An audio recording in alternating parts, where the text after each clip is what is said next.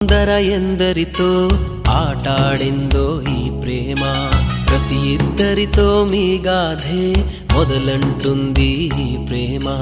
కలవని జంటల మంటలలో కనపడుతుంది ఈ ప్రేమ, కలిసిన వెంటనే ఏమోనో చెప్పదు పాపం ఈ ప్రేమ.